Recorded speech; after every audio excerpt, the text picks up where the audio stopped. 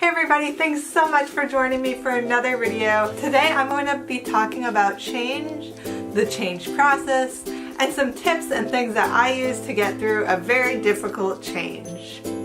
So if you're watching this video, I can assume that you're interested in change, you've gone through a change, or you're about to go through a change. The reason I was compelled to make this video is because last year I went through a very difficult change.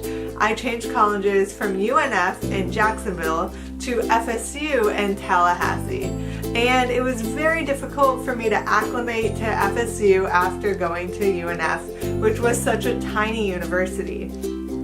Part of my difficulty was that I was living alone in a single apartment and I knew no one. And my whole life I have always either had friends or family near me. Even though at UNF I went through some time living alone, my best friend was right down the hall and I always had people to go to. So that's the change process that I went through. Also, last year at FSU, I took a course called Leadership and Change, and that really taught me a lot about change that kind of helped me last year, which was the year that I was actually still going through that difficult change. I look at change like I might look at a clementine. The skin is the rough part that you have to get through and hurdle on through, and the pieces are the steps that you have to take to continue on in this difficult change. Anyway, sour. Okay, sorry. So there are 3 steps to change, which William Bridges discusses. The first step deals with loss. It's losing, letting go, and just grieving the stage that you are in. The next stage is called the neutral zone, which is where you're starting to acclimate to your new environment and things are getting better for you. And finally, the third stage is where you finally accepted that change and everything is going great and you are happy in your new environment.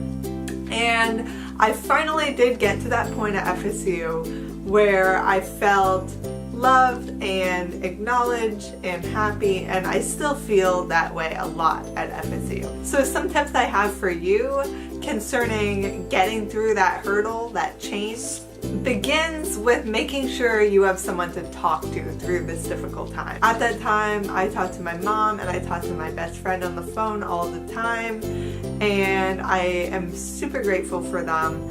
But sometimes I did wish that I had someone else to talk to, like a therapist or something, because a therapist takes things from a different perspective, and also you know you're not burdening your therapist. I mean, that's their job, is to help you through these difficulties.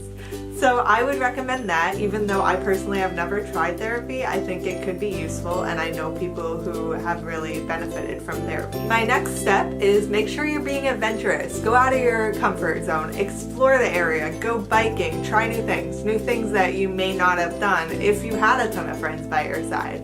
And don't be afraid to be alone.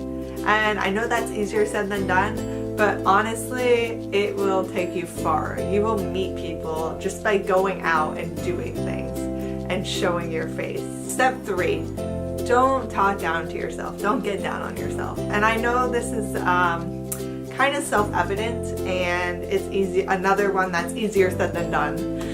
But it's so easy to put yourself down and to be like, I have no friends, I'm a loser, blah, blah, blah. It's inevitable that when you talk down to yourself, other people will hear it, even if you don't realize it. And you will just attract more negativity. And I'm saying this from personal experience. I had made that mistake myself, and I honestly did attract quite a bit of negativity to me.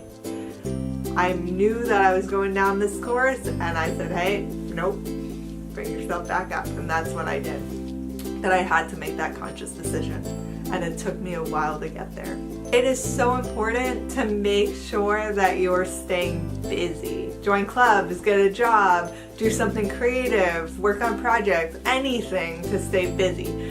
And also set goals for yourself. Maybe say, I'm gonna run a mile every day. I'm gonna start swimming. I'm gonna go in the steam room every day. I'm gonna do really, really well in school. Anything to distract you. And finally, Feed yourself with love.